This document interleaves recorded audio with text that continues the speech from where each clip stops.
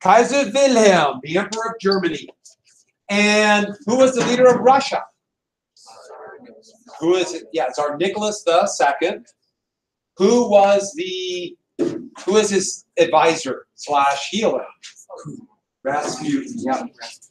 Okay, what group of in the Balkans?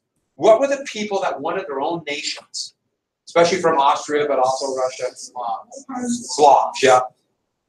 And Austria would be put in conflict with what country wanted to install maybe rebellion of the Slavs there, make it greater Serbia. And culture was for what country?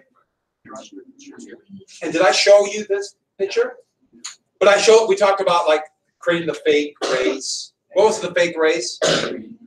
What actually is the country, that area? Iran, yeah. And what I talk about fake mythology, and Germany was a center of science and industry, so they just assume we must be better. And the big thing about this is this attitude will make Germany feel they're enemies all over, and the thing you have to get is it would justify German feeling that we might need to do a preemptive strike. Preemptive strike means we might need to attack them before they attack us. The feeling happened in Germany that they're coming for us. These people are coming for us because they're so jealous. And so they're going to justify preventative wars by saying they're preemptive. Hey, we have no choice. The Germans are going to be much like every other country. They're going to look at World War I and say, we had no choice. It was a just and defensive war. As this little postcard they would give to kids. In 1914, that's when World War I started, describing the German attitude that everyone's out to get them. We're ganging up and we have no choice. So, who's this represent? France. That's a sans culotte. How about that? UK. Yeah, because of the kilt? UK. That's vaguely Arab, implying the Arab peoples are coming after us. Italy. That's supposed to be Africa, going rah, with China. Rah, I don't know exactly what that means. Who's this? Russia. The United States, yes? Everybody's out to get it. That nationalism is scary because that's the kind of thing, when you honestly believe that your country, just because it's yours, is better than everybody else. Once you believe you're better than everybody else, then you have no choice but to protect it from these enemies, or they're coming to get you. And every country's going to have an element of this. France will have it in their own way. The United States in the 20th century will be called American exceptionalism. You'll find that because we're American, everybody is jealous and out to get us. Yes? Why is that our style so cute compared to America? Because they're all pretty nice looking, minus the super racist stuff. But in America, anyone who's trying to get them is like monsterized. Well, you know, this wasn't for little kids. Oh. They had, trust me, they had the monstrous ones too. Okay. So, in France, their nationalism focused on a defeat that they suffered to Germany some 40 years before this war. And they lost two provinces, Alsace and Lorraine, which are on the eastern edge of France now. Beautiful areas in the mountains. Alsace and Lorraine. And their goal was, all French politics said, we must get these lost provinces. And the only way to get it is war. And so war appeared to be inevitable, and that is a drawing, but it shows the French uniforms when the war began. And the French honestly believed that their courage and a glint of steel, they called it, bayonets, would defeat the Germans. Now, you can imagine how well this is going to go against machine guns. It's going to be horrific. The poor French soldiers. So, here is a cartoon about nationalism a little further on, but it kind of gives the attitude what nationalism sometimes makes you do. What's the word I'm looking for? Irrational things. I think that's a very clever cartoon. Because sometimes nationalism and the idea of fighting for this nationalist idea, sometimes you forget what the real reason you're here for. It's a clever one. Nationalism is going to get a very bad reputation after World War II. I don't know why. It could be any reason. But you notice what they're all doing. So let's get to number 5, alliances.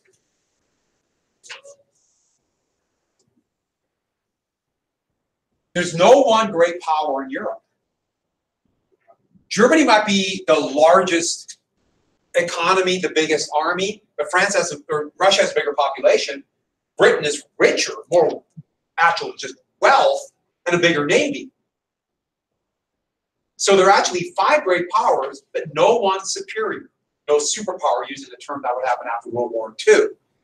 And so everybody's looking for alliances. Now, there'll be all kinds of play, but remember, because of these lost provinces, France and Germany is inevitable.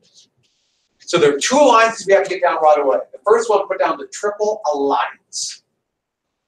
Now, the Triple Alliance implies 3, the Triple Alliance, and you see them in red, but in reality, it's a dual alliance, Germany and Austria. Germany and the Austro-Hungarian Empire, Austria-Hungary. They're kind of stuck together for a whole bunch of political reasons there. But the thing about it is that Germany, by offending everybody else in Europe, they're not stuck with Austria, the weakest. It's huge with a big population, but has all these different ethnic groups on the edge of revolution. And so Germany must do whatever it can but prop up Austria. By the way, they're pushed together because of fear of the Russian steamroller, they call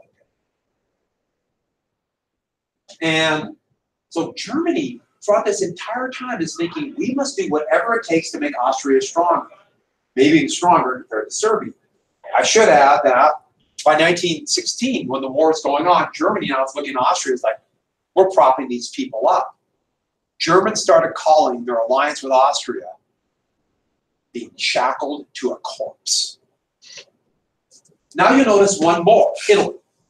Italy signed a defensive alliance. There's about reasons about empire conflicts with France, but Italy and Austria hate each other. And so they never trusted Italy, and they were right. When war was declared, Italy said, our alliance does not apply here. This is because we have a defensive alliance. And then in 1915, Italy declared war on their 2 allies. Maybe you should write this down. That's the worst type of ally, one that attacks you. You can probably guess why if you look at this map. See this little finger of land right here? Italy had, to become a country, had to defeat Austria, and Austria never gave that up. And Italy wanted this back. They have it now. And so Austria wouldn't give that back. It's called the Tyrol. If you go there today, all the road signs are in Italian and German. It still feels very German in there. And Italy, beautiful place, very, it's a cool place. It's very weird. Southern Italy's like a different world than Northern Italy. And here, filled with redheads. It's just so weird compared to the rest of Italy. It's just not like that. It's just kind of funny. Naples was where I saw somebody get hit by a car. Let me finish. This is the most chaotic traffic.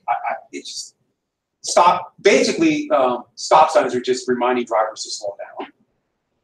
No, actually, red light is to remind drivers to speed up.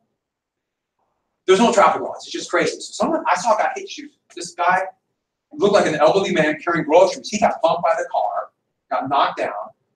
I hope he wasn't hurt bad. But everybody came running out to yell at him. How dare you! No! They were like, we gotta hide. We're not crossing the street. So we just walked around the block. Okay, so Naples is awesome, but first pizza.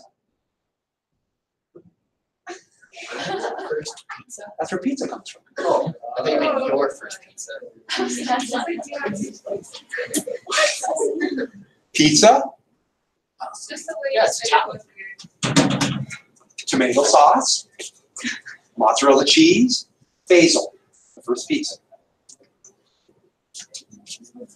For the colors of the Italian flag. So, next alliance, the triple entente. Entente means understanding, and that too is another double alliance. And the double alliance is between France and Russia. Sorry about my cough. France and Russia had 2 totally different types of governments. France was a republic. Russia was this autocracy. Yet,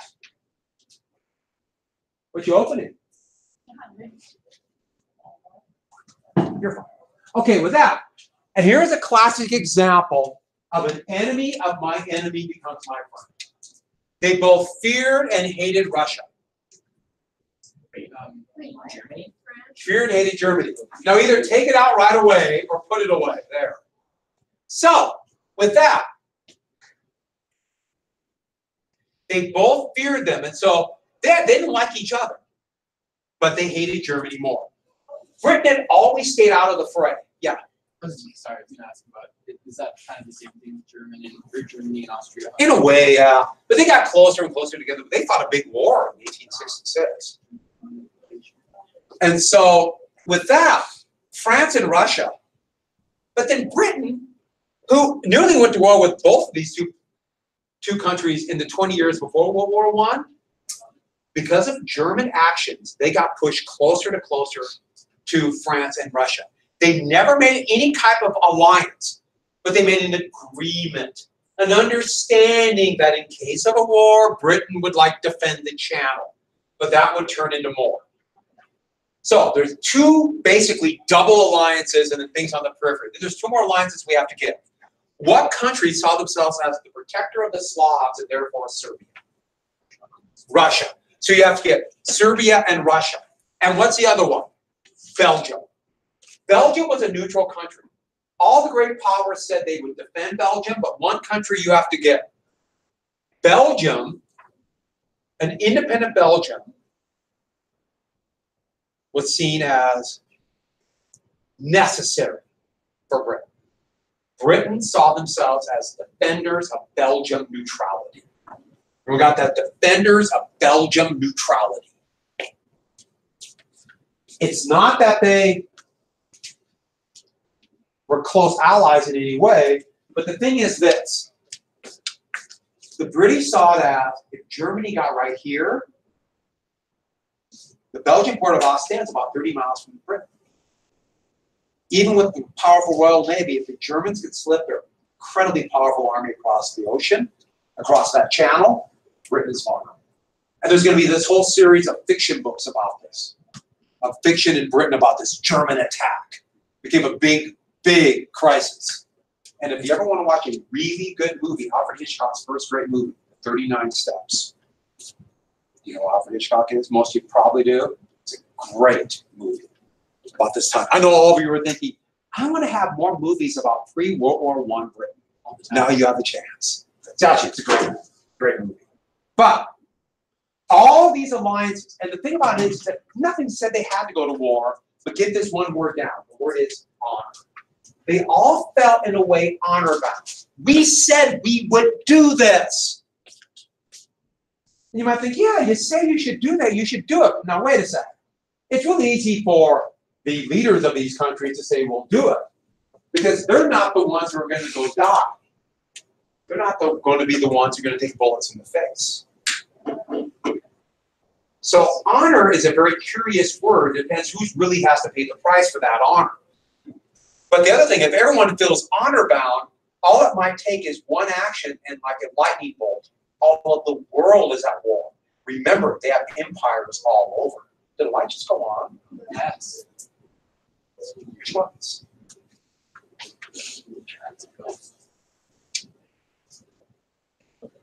So with that, Bulgaria. Okay. But that means everyone's going to become an armed camp. And what we have is the development of a massive arms race. And as you can see from this picture, the arms race took all shapes and all sizes. And the thing about it is, you box with a bear, they gotta, you think, okay, the left. So you keep that hand up, but here comes that right. Jab, jab, boom, right? No, we gotta do, Right? This is what I was told by a politician on that page. You go with the right uppercut, they go down, clean up with the left hook. that's so weak. Because you get the left hook and you swing like that and you're vulnerable. Do you know what party it is? But that's how Teddy Roosevelt was blinded. Back to this. New technology. I'll tell you that Teddy Roosevelt's going to get a chance. I could probably guess. So, new technology.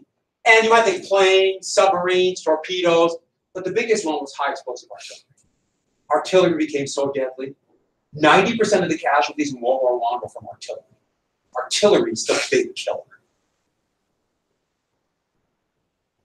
And now we have artillery rockets. And also, populations getting bigger, we have mass armies. All right, I was looking for a picture of the Russian army. Because I've seen this picture before, and I wanted this picture of a mass group of Russians on parade. I thought that'd be a good picture in. And the very first picture that came up was the bear. And so I thought, let's put the bear up. But no weapon personified the arms race more than a new type of battleship. In fact, the battleship was so big that they gave it the name of the first one, the Dreadnought. And dreadnoughts were these ultra-expensive super weapons that once the British made the first one in 1907, every other ship in every other navy was obsolete.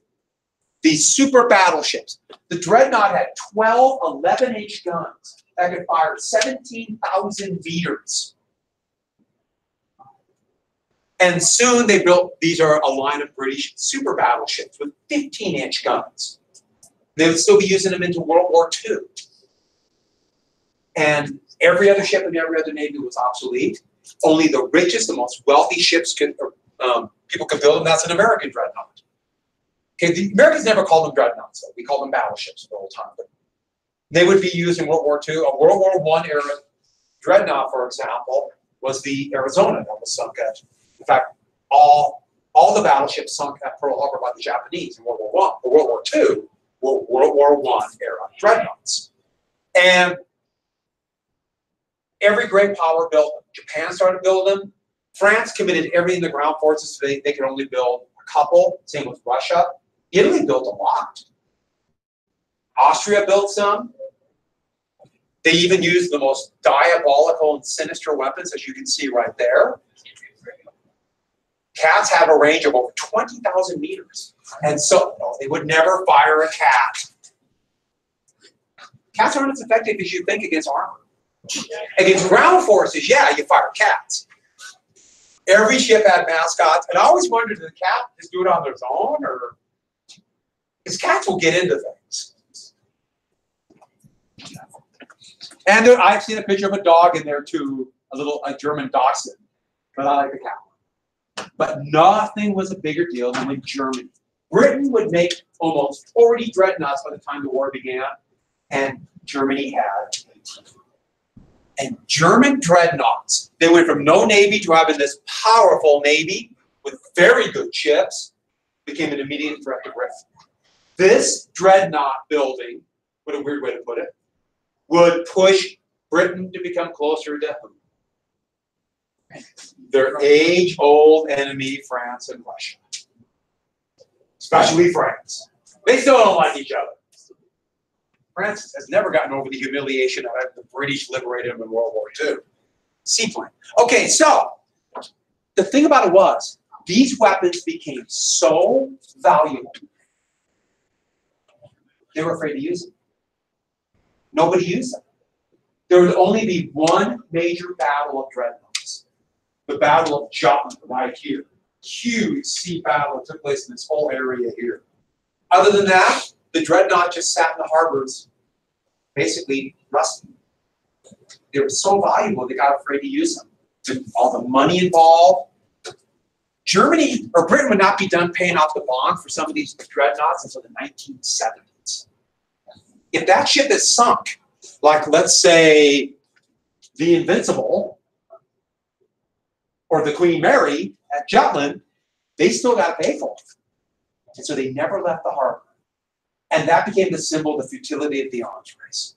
They built all these weapons and then were afraid to use them. And what really mattered? Men. Just killing men. Do we have weapons like that today? All over. Have you ever heard of the B-2 stealth bomber? Think we'd ever use that? Over $1 billion a piece. We got 20 of them. They're slow and can't maneuver. If they're ever spotted, they're down against a real enemy. We can't use the things. I know they're technically stealth, but they're only stealth until you can. They're only stealth when you can't see it. And so, for example, in 2003, when the United States invaded Iraq, you think we used our most expensive weapons? The F-22 fighter? No way. Not until we knew they couldn't get shot at. So we have the same kind of stuff today. Or drive around Great Falls and you see those little fence things. That's another example. See a fence out in the middle of the field. What might be behind those fences? ICBMs. Last thing to write for today then, mobilization. So the big thing became these mass armies and mobilization. Mobilization.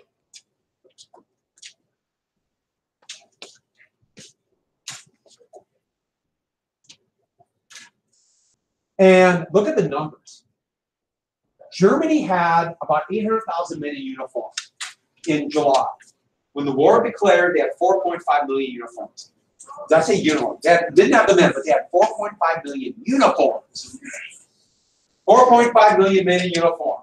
How did they go from 800,000 to 4.5 million in about a day and a half?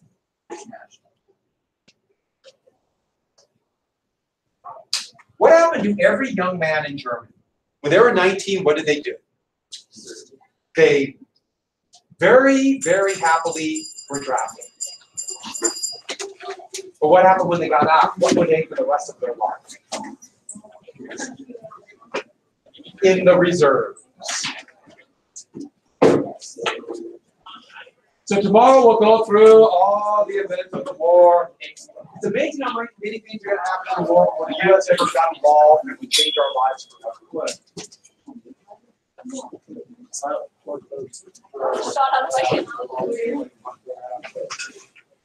Yeah.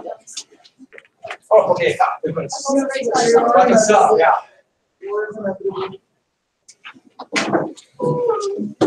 If you build weapons, they will come. Yes.